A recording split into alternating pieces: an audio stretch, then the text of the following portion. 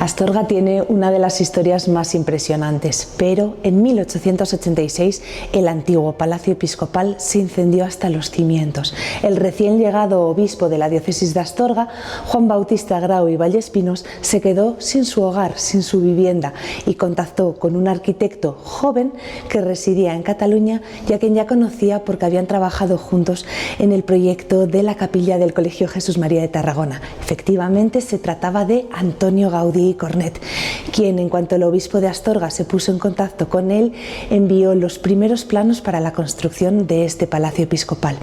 Un diseño que además era muy respetuoso con la historia de Astorga, que había vivido uno de sus grandes momentos de esplendor durante la Edad Media. La Catedral de Astorga, que se sitúa aquí junto al Palacio de Gaudí, fue uno de los edificios que más inspiraron al arquitecto para la construcción de este edificio.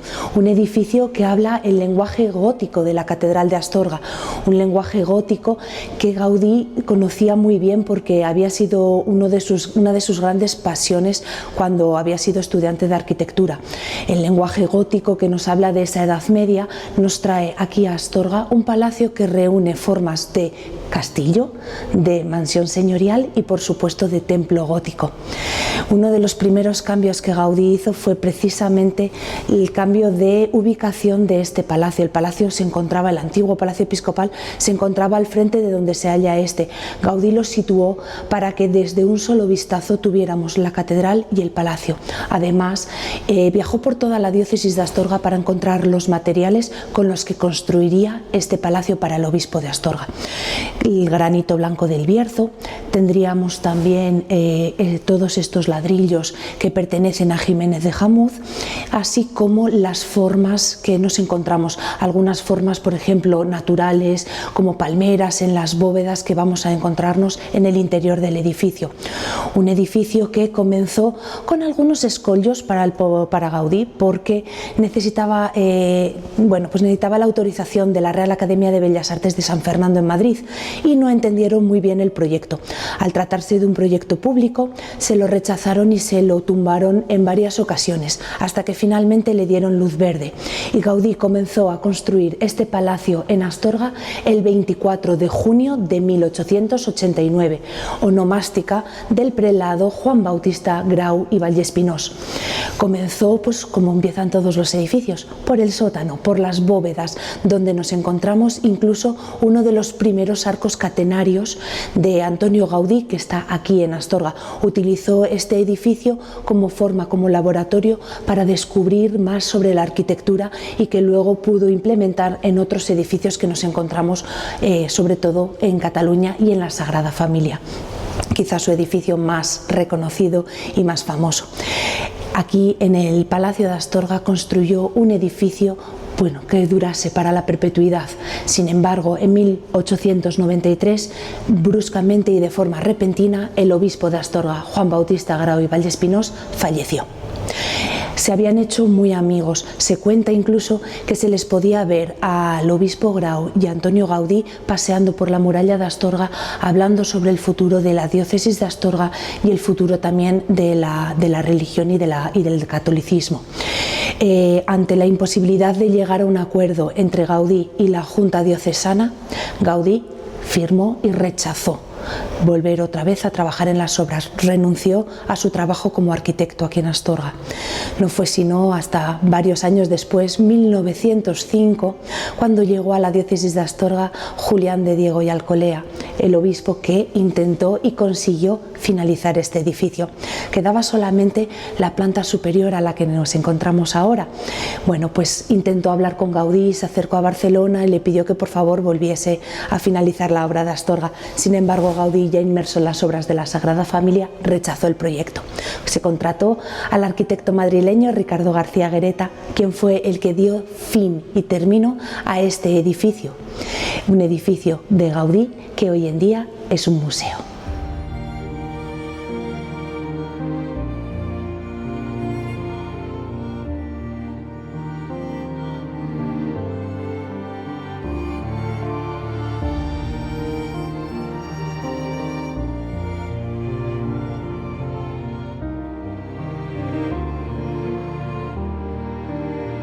Visitar el Palacio Episcopal de Gaudí de Astorga es una experiencia. Nosotros lo que mostramos en este edificio que abre todos los días del año es pues un edificio muy singular. La visita se puede comenzar por los jardines. Ahora mismo estamos acabando la obra que va a permitir pues ya prácticamente tener todo listo para que se celebre este año 2026, año Gaudí, pues con todos los honores. Es la última parte del proyecto de reforma y de obras que acomete este edificio. Recorrer el edificio es recorrer un poco la historia de Astorga y de su diócesis, además de la del propio proyecto. Y se puede comenzar por la planta de acceso. Hay que tener muy en cuenta que este edificio, que nunca fue utilizado para los fines para los que se construyó, fue un edificio que se construye como residencia episcopal, pero el único uso que ha tenido es como museo. Bueno, pues todas las estancias que tenemos en el edificio están destinadas a uso expositivo, de manera que en la planta de acceso mostramos un poco el Museo de los Caminos, así se llama nuestro museo desde el año 1964. Es un espacio en el que en las distintas estancias de esta parte del edificio pues vamos recorriendo la historia de la diócesis, pues tocando temas muy importantes que son claves: el comienzo del cristianismo en esta tierra muy temprano, la relación de nuestra tierra y de nuestra diócesis, que es muy estrecha con el Camino de Santiago. Esto es clave en nuestro discurso expositivo. Todas las piezas, por cierto, que mostramos en nuestro museo pues proceden del entorno diocesano, de la propia diócesis, una diócesis por otra parte muy diversa, abarca aparte 3 provincias, y eso también tiene obviamente Zamora y Orense de un poco de refilón, pero sobre todo la parte occidental de la provincia de León, y eso tiene evidentemente reflejo en el patrimonio que exponemos. El sótano también es una zona del edificio muy interesante, la más gaudiniana probablemente a nivel arquitectónico del proyecto, y en ella tiene cabida pues en este caso el pasado más antiguo de nuestra historia. En este caso es la arqueología, la que mostramos allí, arqueología romana y arqueología medieval. Una colección muy interesante que de alguna manera también es un poco el punto de partida que en el año 64 supuso que este edificio se convirtiera en un museo, porque esa primitiva colección de lápidas romanas creada por Joan Grau, por el obispo que promovió este proyecto y que trajo aquí a Gaudí, pues el vínculo que él tenía con la arqueología hizo que él ya quisiera que esa parte del edificio, el sótano, pues que acogiera una pequeña colección de lápidas romanas que hoy, por cierto, siguen formando parte de nuestra exposición. La planta noble es la más interesante a nivel arquitectónico del edificio, sin duda alguna, la que iba a estar destinada al obispo exclusivamente, pues acoge un poco el discurso relativo al proyecto arquitectónico, de manera que en las distintas estancias que en su momento estaban previstas para Joan Grau, pues mostramos un poco la historia de este proyecto, que es una historia muy interesante y también muy compleja. Un proyecto que nace con Gaudí y que finaliza con Ricardo García Guereta, el arquitecto que tras la dimisión del arquitecto catalán pues asumió el final de las obras.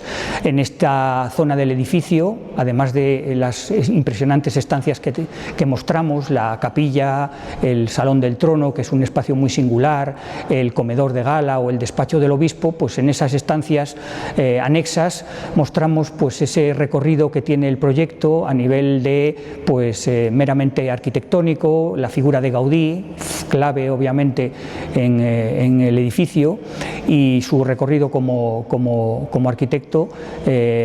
Bueno, es un poco esa parte del edificio que se centra en lo que es el proyecto arquitectónico. Y después tenemos muy interesante también la zona alta, la planta segunda, que es la que diseñó Ricardo García Guereta, una planta mucho más sencilla, que ya en su momento iba a ser evidentemente de un carácter mucho más funcional que el resto del edificio a nivel arquitectónico, y en donde después de remodelar y redefinir los espacios en estos años, definitivamente mostramos en esa zona del palacio pues una espectacular maqueta de este edificio y de la catedral, soberbia maqueta, y además hemos incorporado recientemente unas gafas de realidad virtual con unos contenidos que están gustando muchísimo a nuestros visitantes, desde los más pequeños a los más mayores, porque realmente es un proyecto pues que tiene pues mucho éxito. Es muy interesante por lo novedoso que resulta pues hacer un recorrido también, en este caso a nuestra historia, a través de esas gafas que, bueno, pues que están evidentemente tan de moda y que tecnológicamente son punteras, ¿no? Ese es un poco el recorrido que hacemos a un edificio que bueno, pues está cargado de singularidades. Nuestras visitas guiadas van enfocadas a mostrar el contenido y el continente, de manera que no solo hablamos del proyecto arquitectónico, sino obviamente, y muy importante también, de las piezas que acoge este edificio, que desde 1964, como dije antes, pues forma parte de los museos diocesanos.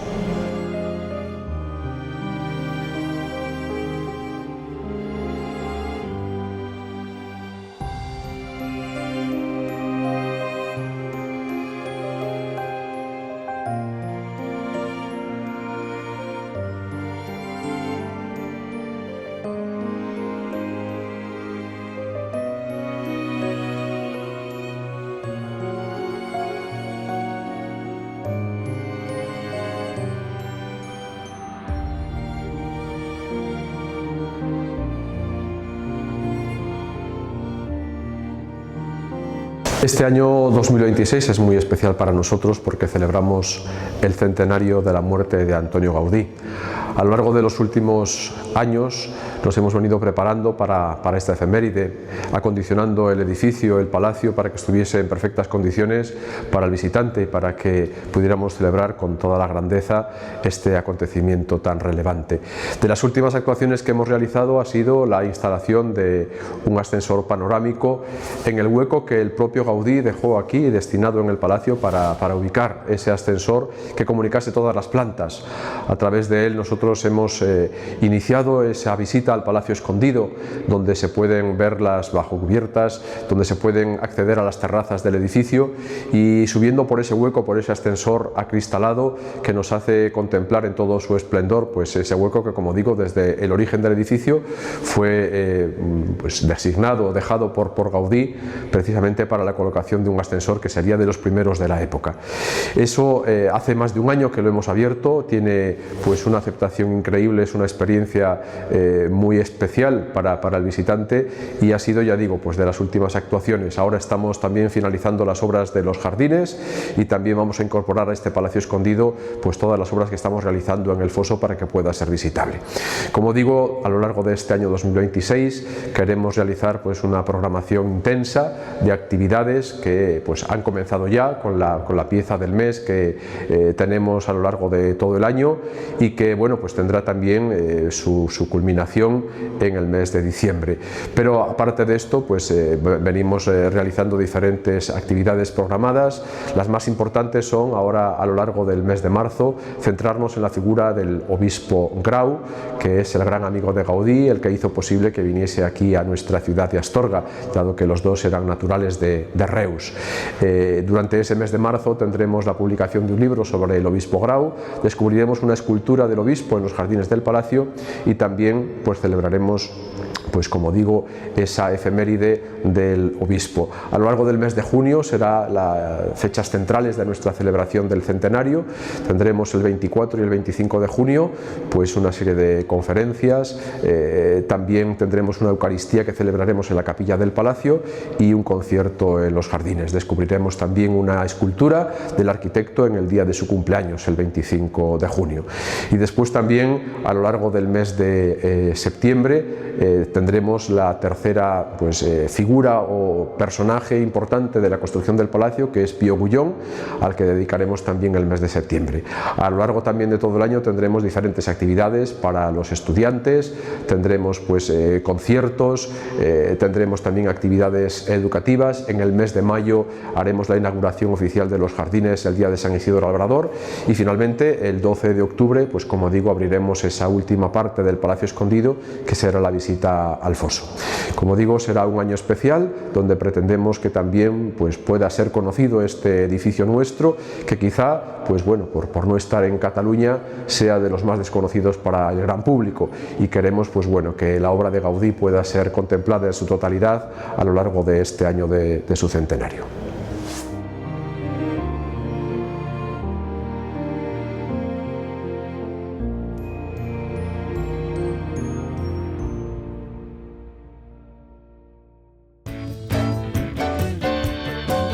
Bienvenidos a la Casa del Cocido. Si queréis probar el mejor cocido leonés, venid a vernos en la calle Serradores número 4, en pleno barrio húmedo. Os esperamos. Gasóleo Esotérico. Disponemos de una flota de camiones para distribución de gasóleos, tanto automoción, calefacción o agrícola, y también disponemos de estación de servicio con supermercado aquí en Otérico. Agroapícola Bonella, hacemos todo tipo de desbroces y trabajos forestales y tenemos la mejor miel del mundo. Miel de Bonella, natural de bosque. En el Salón del Descanso de Isel tenemos colchones, canapés, almohadas, todo lo que tiene que ver con el descanso. Y estamos en la avenida Párroco Pablo X, número 41.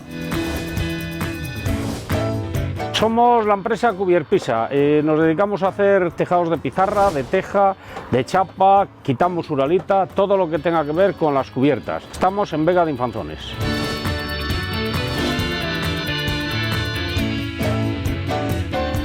Bienvenidos a Casablanca. Estamos en el Puente Villarente. Contamos con gran variedad de pizzas, hamburguesas y raciones. Menús de fin de semana, y además podéis venir a tapear todas las tardes y a tomar unos vinos. Ferretería Pacios, desde 1898, en Mensía de las Mulas. García Reguera, más de 40 años al servicio de la construcción. Ven a visitarnos a Puente Villarente.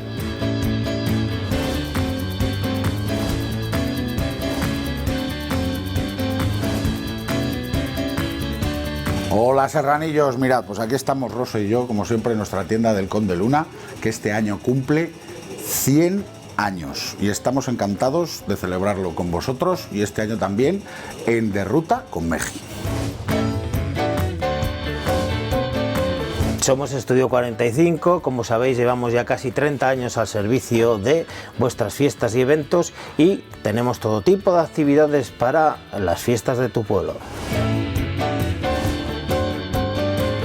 León de Pueblo, tu inmobiliaria de pueblo en León.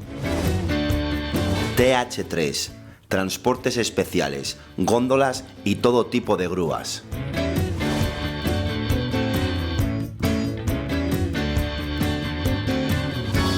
Pergentino Rodríguez, tu taller de confianza en Valle de Mansilla.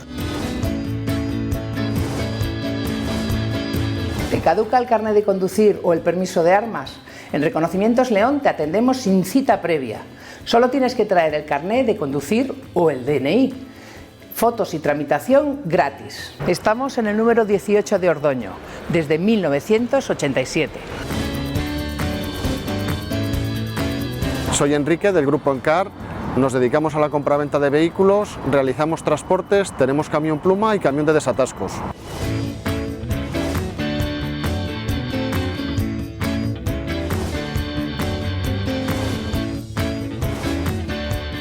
En Embutidos El Negrillón trabajamos con ganaderos de la zona. Estamos enfocados en hacer productos buenos y saludables. Tenéis que probarlos.